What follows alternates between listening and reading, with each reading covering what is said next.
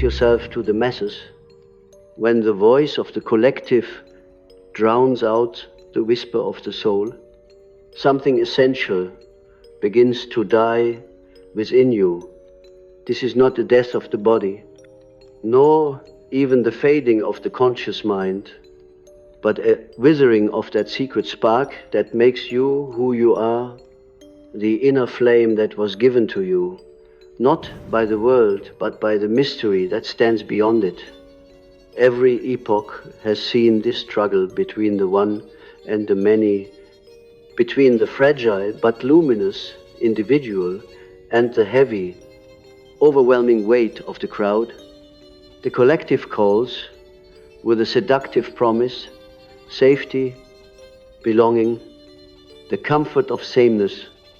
Yet in surrendering to that call, without question, you may unknowingly barter away your soul. You see, the psyche is not built to dissolve into the faceless multitude. There is in every one of you a seed, a singular essence, which I have called the self. It is not the ego with its masks and fragile defenses, but the deeper ordering principle that calls you toward wholeness. To lose yourself to the masses is to forget that you were born to individuate, to become. It is to smother the seed beneath the soil of conformity, where it lies in darkness, unable to reach the light. When this happens, a terrible imbalance is created. The unconscious, which never sleeps, will rebel. Dreams will begin to turn restless and strange. Shadows will lengthen across your waking life. And you will wonder why, though surrounded by many, you feel more alone than ever. The crowd, in its anonymous power, has its own archetype. It is ancient, older than nations, older than cities. In its primal form, it is the tribe around the fire, unified by fear and hunger, bound by the instinct to survive. But when magnified by civilization, this archetype becomes dangerous. It ceases to be simply the warmth of belonging and becomes a devouring force. Think of the mob that shouts in unison, intoxicated by the thrill of surrendering responsibility. Think of the stadium where individuals, once rational, lose themselves in the ecstasy of a chant. In such moments, the ego dissolves, and something vast, impersonal, and unconscious takes control. It is no longer the individual who acts, but the archetype of the mass, the leviathan of collective instinct. And yet, you were not made to be food for the leviathan. You were made to face it, to resist it, to dance with it as you carve out your own path. The unconscious is not evil, but it is dangerous. The collective unconscious, when allowed to flow unchecked into conscious life, can sweep away everything personal, everything tender, everything unique. I have seen in my patients how quickly the voice of the crowd can suffocate the still, small voice of the soul. A young man dreams of creating, but his parents and society tell him to be practical, to become one of the many. A woman senses in her dreams the power of her inner goddess, but the world around her insists she remain silent, polite, invisible. Slowly they begin to wear masks, the persona, to survive in the social order. And slowly, behind that mask, the shadow grows. When you lose yourself to the masses, you are not simply adapting, you are entering into a pact with the shadow for all that is denied in you, all that is suppressed, in order to fit in, does not vanish. It slips below into the dark waters of the unconscious, where it grows teeth.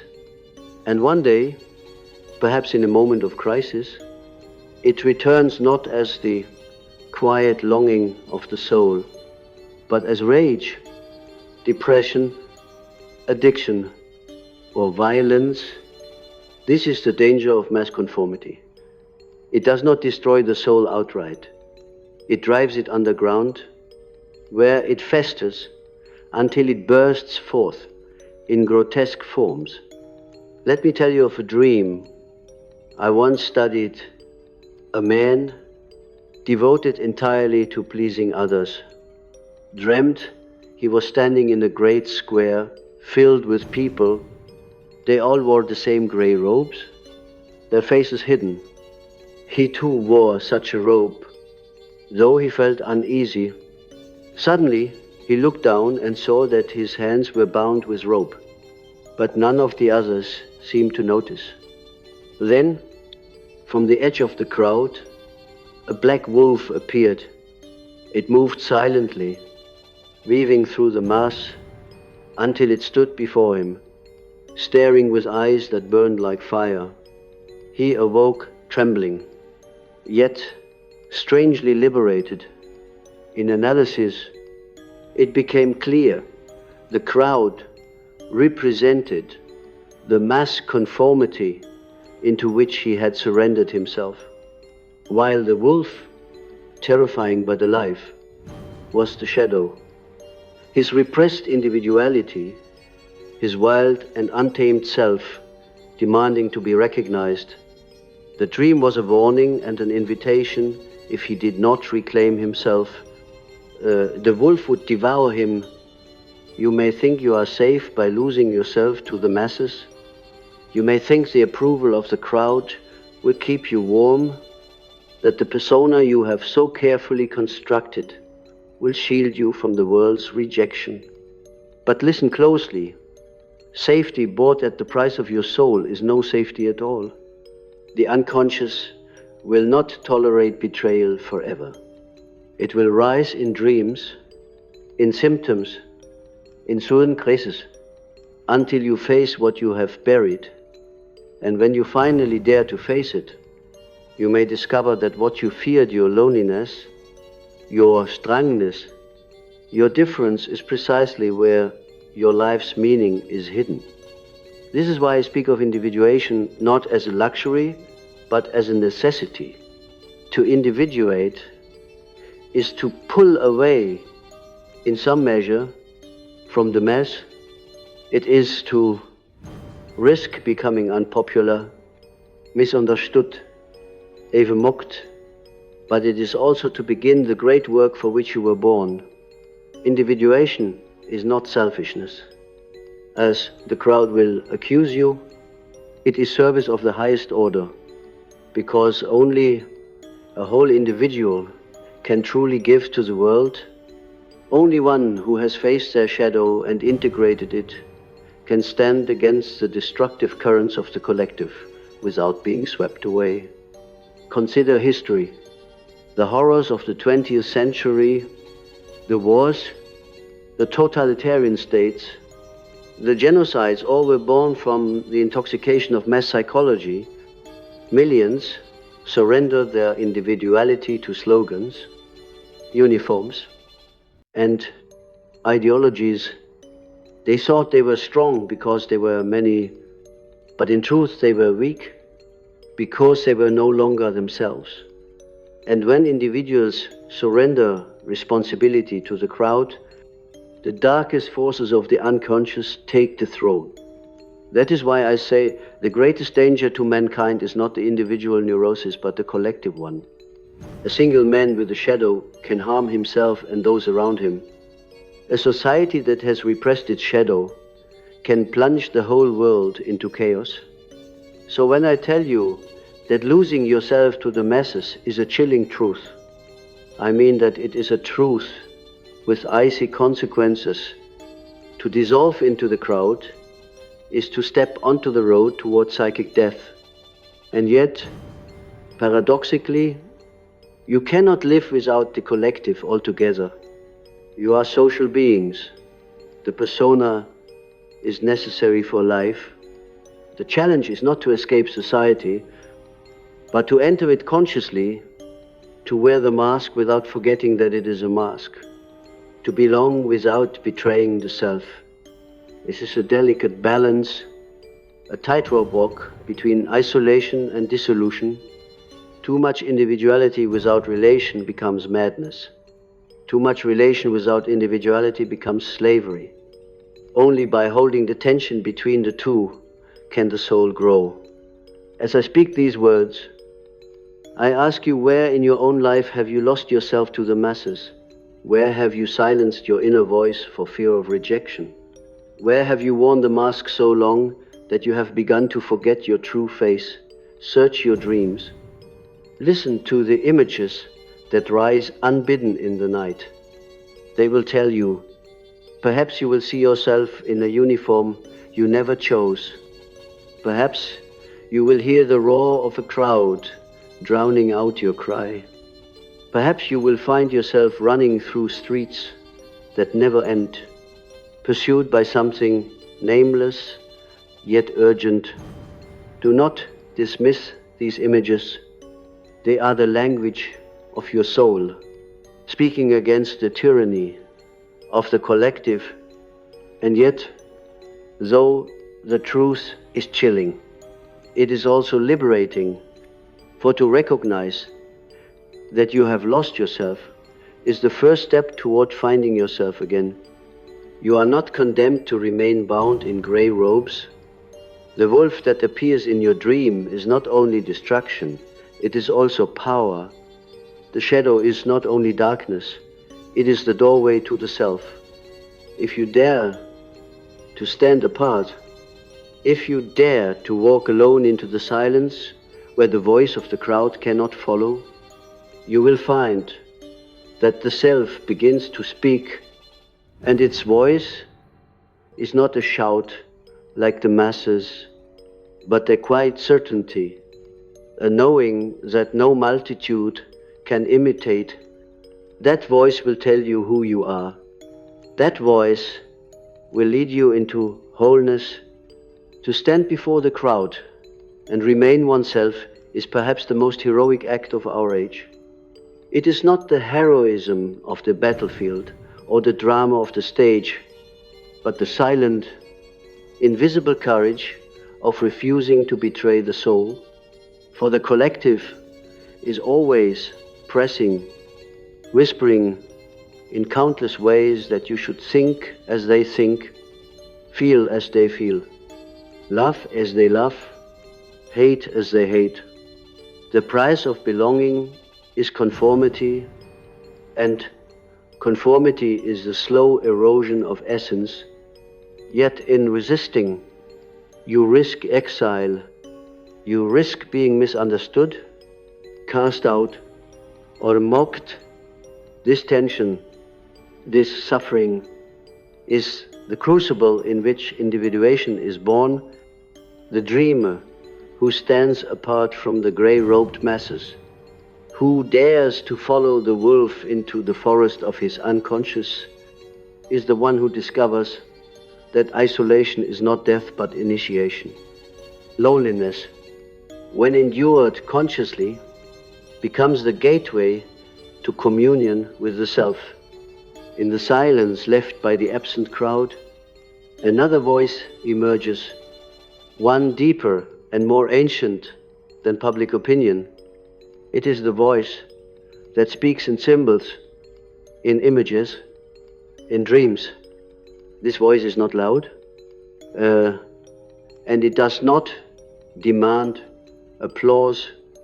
It waits with infinite patience, offering itself only to those willing to listen.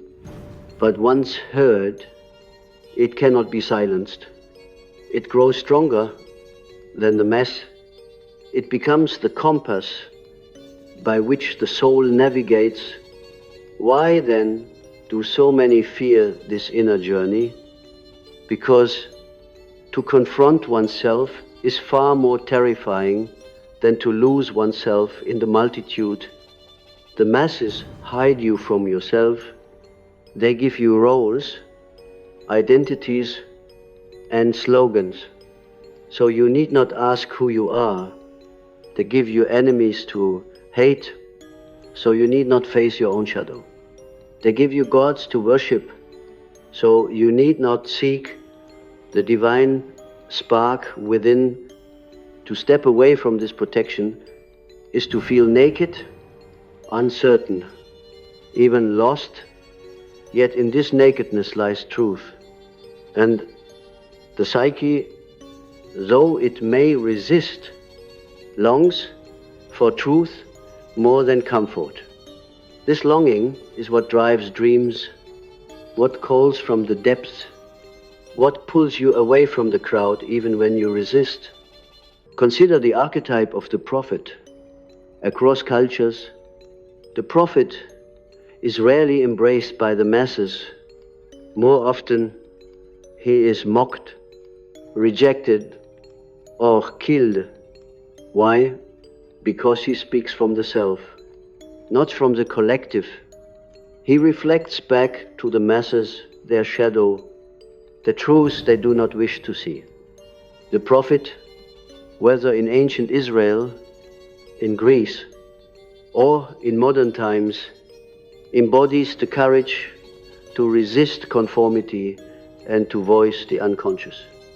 In doing so, he becomes both hated and necessary, for without such voices, the collective drifts deeper into unconsciousness, intoxicated by its own power, blind to its own destruction. Do you see now how chilling it is to surrender the self to the masses? It is to extinguish the prophet within, the one voice that could have saved you. It is to silence your own oracle, to blindfold yourself willingly, and the unconscious will not forgive this easily. Those who betray themselves to the crowd often pay with inner emptiness, with addictions that numb the pain of silence, with restlessness that no amount of activity can soothe. The soul knows when it has been abandoned, and it mourns in secret. Yet there is another path. Imagine for a moment that you are walking through a vast city. The streets are crowded, filled with voices, banners, and demands. Everywhere there is noise. And everywhere the temptation to blend in, but at the edge of the city you see a narrow path leading into the forest. Few take it, for it is dark and uncertain. Yet something within you pulls you toward it. As you enter, the noise fades, the forest is silent, except for the sound of your own breath. You feel alone, but also strangely alive. In the distance, you hear the howl of the wolf. Fear rises, but so does a strange exhilaration, for you know that what awaits you is not death, but truth. This is the path of individuation. It requires leaving behind the safety of the city, but it leads to the encounter with the self. The masses will call you back. They will tell you that you are arrogant, that you are selfish, that you are betraying your people, but you must discern, are you betraying them, or are you refusing to betray yourself? There is a difference between abandoning others and refusing to dissolve into them. True love of others requires that you first stand firm in yourself. Otherwise, what you give is not love, but the desperate need for approval, the hidden bargain of conformity. Only when you are whole can you enter into genuine relationship. For only then are you not trying to use the other to fill the void within, When I speak of chilling truth, I mean that the crowd, if left unchecked, becomes a graveyard of souls. It is not that the masses are evil, no. Each individual is a soul longing for wholeness. But when gathered together, the unconscious amplifies itself and individuality is easily sacrificed. What the crowd loves is not truth, but unanimity. What it fears most is the one who will not chant. And so to stand apart is to be marked, but it is also to be alive. The hero's journey is not only through dragons and trials. It is through the marketplace of voices, through the temptation to bow to the idol of approval, through the dark night of being alone with one's self. I must tell you, the unconscious is a double-edged power.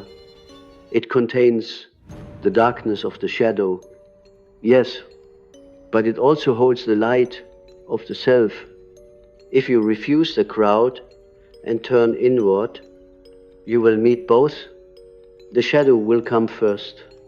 Demanding recognition, you will see your hidden envy, your unspoken rage, your forgotten wounds.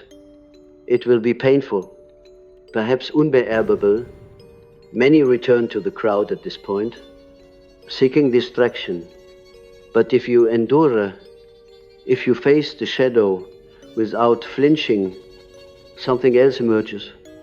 A center, luminous, unshakable, timeless. This is the self, and it is the source of meaning. To encounter it is to realize that you are more than the crowd, more than the mask, more than even your fears.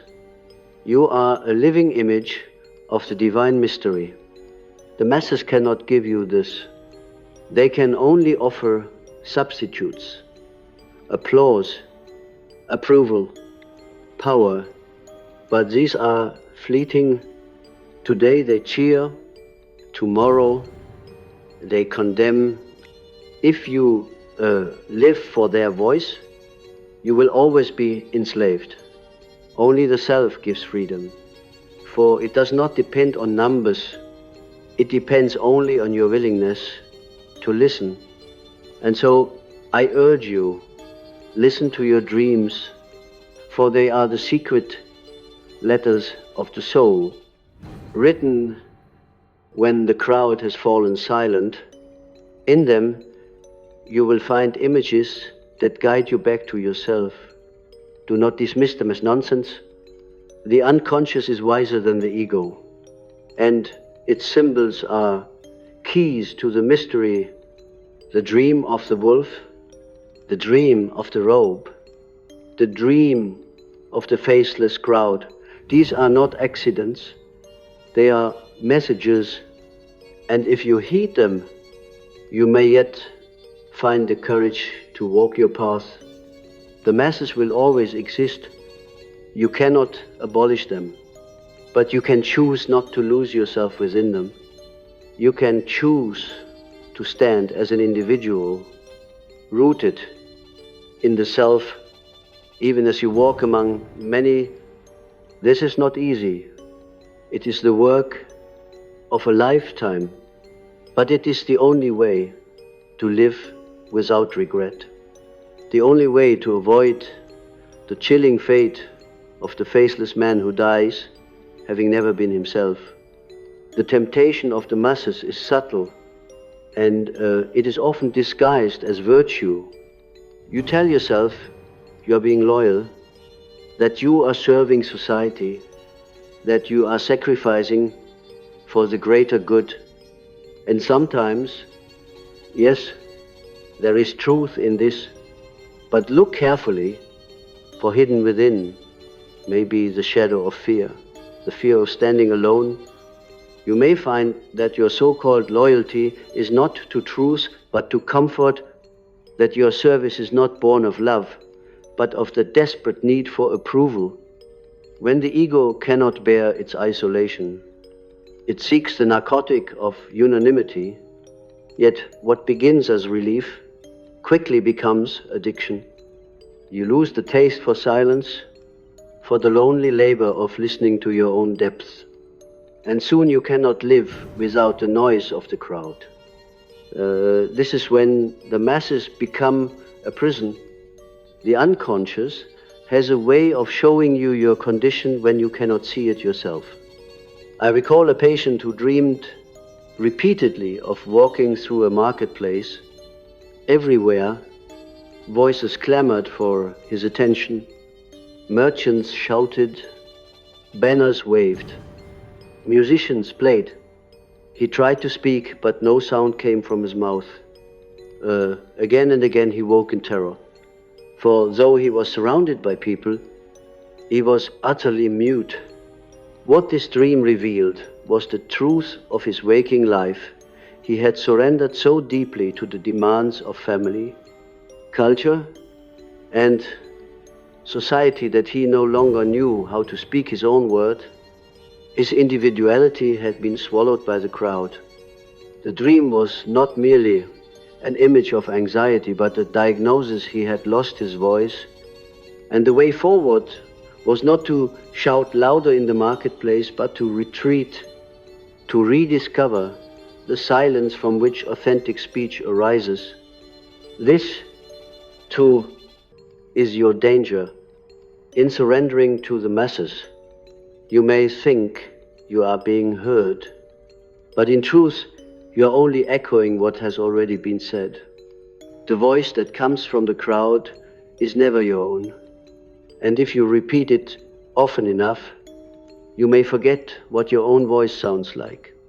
Then, when the soul calls, you will not recognize it.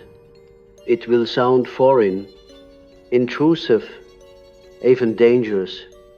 You may dismiss it as madness, when in fact it is the only sanity left to you. I tell you, beware the intoxication of unanimity. There is a dark archetype at work in the mass, a psychic possession that seizes individuals when they surrender their responsibility. In such moments, people commit acts they would never imagine in solitude. The crowd absolves them, tells them they are safe because they are many, but the unconscious keeps record. The psyche is not fooled. What you do in the anonymity of the crowd still belongs to you, and it will return in dreams, in guilt, in symptoms. The soul cannot be tricked. You may deceive society, you might deceive even yourself, but the unconscious is incorruptible. It remembers and it demands justice. Do not think then that the problem is merely external. The masses are not only out there, in the marketplace, in the stadium, in the streets. They are within you. Every one of you carries within your psyche the archetype of the collective, the urge to dissolve into something larger, the longing to avoid the burden of individuality. This is why individuation is so difficult. You are fighting not only the crowd outside, but the crowd within.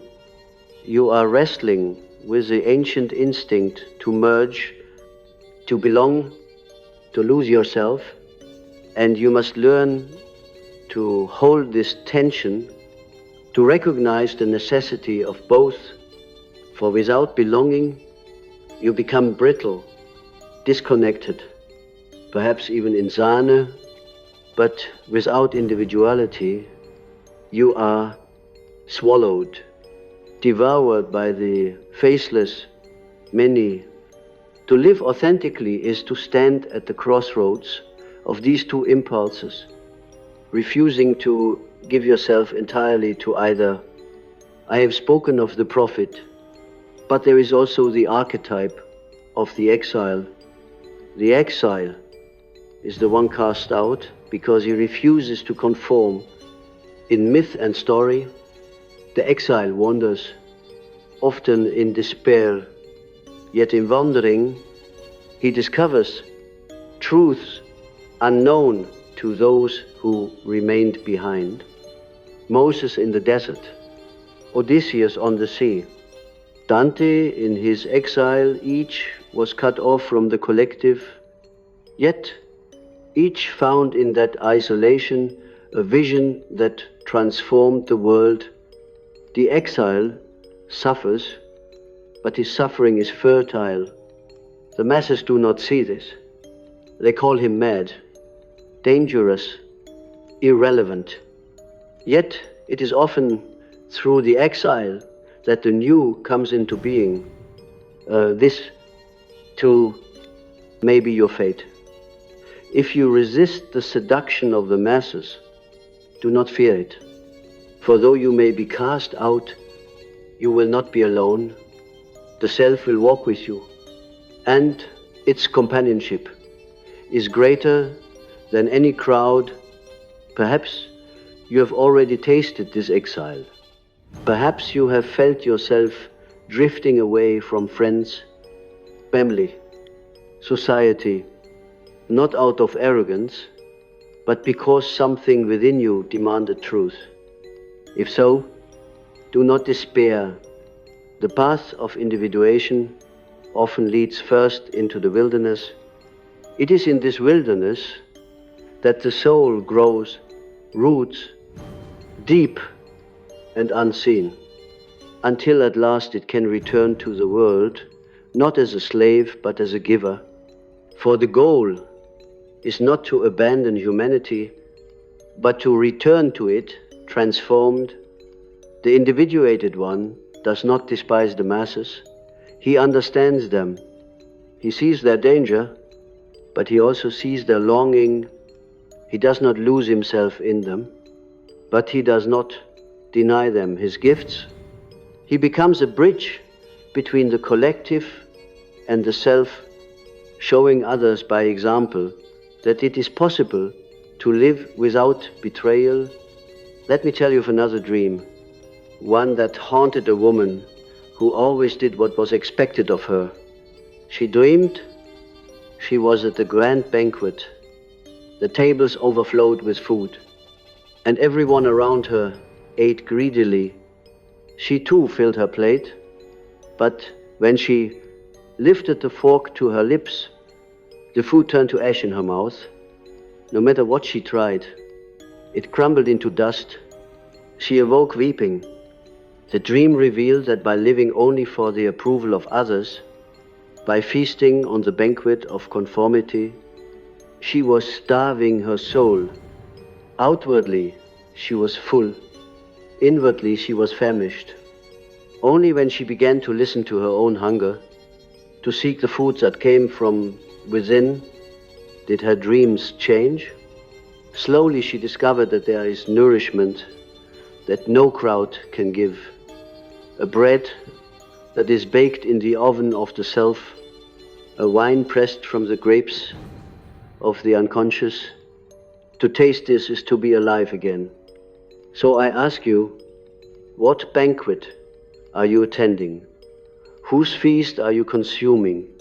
Are you filling your plate with the desires of others, the expectations of society, the approval of the masses? Or are you willing to endure the hunger that comes before the soul's feast? This is not an easy question, for the hunger is real, and it can feel unbearable. But remember, the emptiness of conformity is a famine without end, while the hunger of the soul is the prelude to fulfillment. Choose carefully which table you sit at.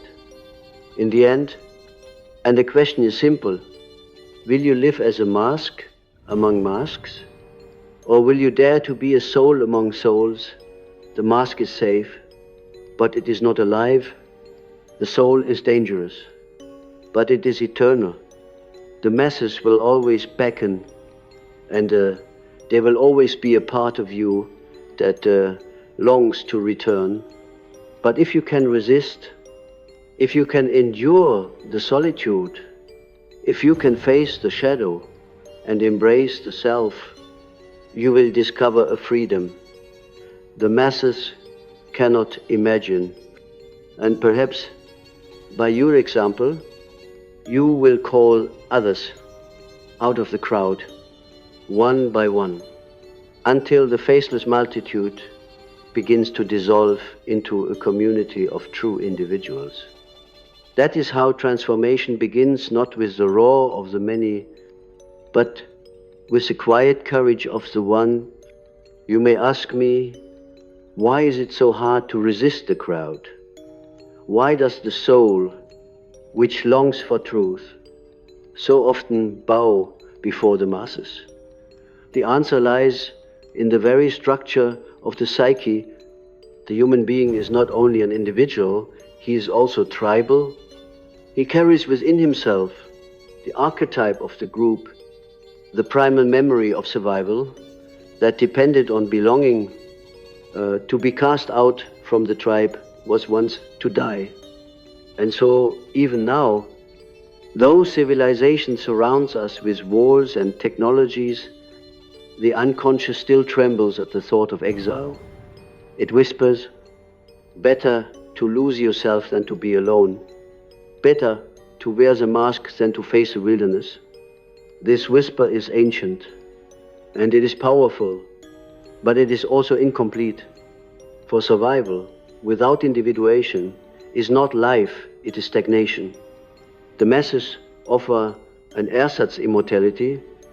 They promise that if you dissolve into them, you will live on as part of something greater, that your insignificance will be absorbed into collective meaning.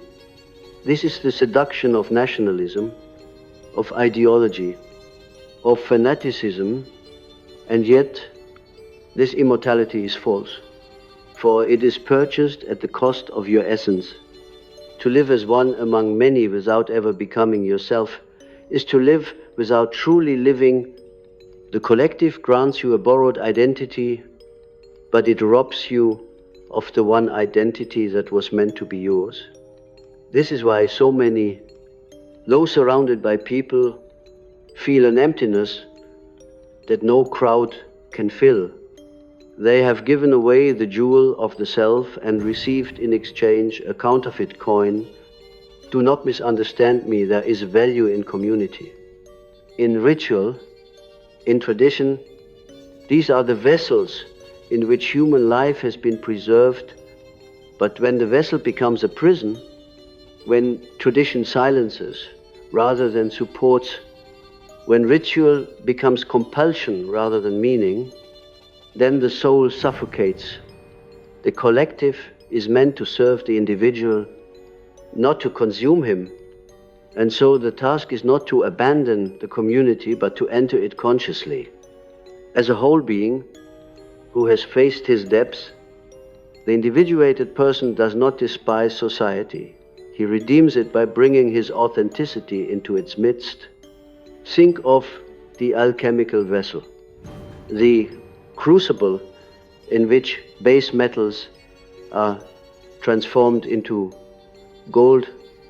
The masses are like such a vessel. They can provide the heat, the tension, the friction that forces transformation. But if you throw yourself in without awareness, you are not transformed. You are consumed. To step into the crucible consciously is to endure the fire of opposition, the pressure of difference, the loneliness of standing apart. It is to allow yourself to be burned until what is false is consumed, leaving only the gold of the self. The masses may resist you, but in resisting them without hatred, you become something they cannot destroy. I once treated a man who dreamed of standing at the edge of a great sea. Behind him was a city filled with voices, calling his name, urging him to return. Before him stretched the dark waters, endless and silent. He was terrified, yet drawn to the sea. He awoke in anguish, for to obey the voices was safety, but to enter the sea was destiny. This dream was the image of individuation, the call of the crowd behind, the unknown self ahead. The sea is frightening, for it is the symbol of the unconscious, vast and uncontrollable. Yet only by entering it can the soul discover its true shape. The man eventually understood that he could not remain forever at the edge. He had to choose, and in choosing the sea, he found not death but depth. His life changed not because the masses disappeared, but because he no longer belonged to them. This is the paradox. You must enter the unconscious, not to escape the world, but to return to it transformed. The journey inward is not an abandonment of humanity, but a service to it. For when you become yourself, you bring into the collective something it desperately needs, a living symbol of wholeness. The masses do not know. They are starving for this. They pursue substitutes, power, wealth, ideology, but none of these can feed the soul. Only the presence of the individuated one, standing as a reminder that life has meaning beyond conformity, can awaken them. This is why prophets, mystics, and artists are so often hated yet so necessary. They carry the light of the self into the shadow of the collective, and by their very existence they challenge the lie that conformity is life. But beware, the journey is not linear. The masses will call you back again and again, even after you have tasted the sea, even after you have glimpsed the self. There will be days when you long for the comfort of the crowd. You will feel the pull of the marketplace, the seduction of applause, the relief of anonymity. This is normal. The psyche oscillates between opposites, and no one is free of the archetype of the group. The task is not to eradicate it, but to recognize it, to hold it without surrendering. You must learn to live at the threshold, one foot in the collective, one foot in the self, refusing to collapse into either extreme. This tension is painful, but it is also creative. It is the crucible of transformation. I speak to you now not as a distant theorist, but as one who has faced this tension in my own life. I, too, felt the weight of the collective, the pressure to conform to the expectations of science, religion, and society. I, too, feared the exile that comes with speaking truth. The masses do not wish to hear, and yet I could not betray the images that rose from my unconscious. They burned in me until I had no choice but to give them voice. It cost me friendships, reputation, belonging, but it gave me something greater, the certainty that I was living my own life, not the life prescribed by others. This is what I wish for you, not comfort, not applause, but authenticity. You must understand the chilling truth is not that the masses exist, but that they exist within you. Every time you silence yourself to avoid rejection, every time you wear the mask so long that you forget your own face, every time you choose approval over truth, you have lost yourself to the masses. But every time you dare to speak your own word, to dream your own dream, to face your own shadow, you reclaim yourself. And in reclaiming yourself, you do something miraculous. You awaken a spark in the collective itself. For the masses are not only dangerous, they are also longing. They long for wholeness, though they do not know it. And when one among them becomes whole, it sends a ripple through the unconscious of all. So I leave you with this. Do not fear the crowd, but do not lose yourself to it. Walk among them, but remember who you are. Wear the mask when you must, but never forget that it is a mask. Listen to your dreams, honor your shadow, and follow the voice of the self even when it leads you into the wilderness.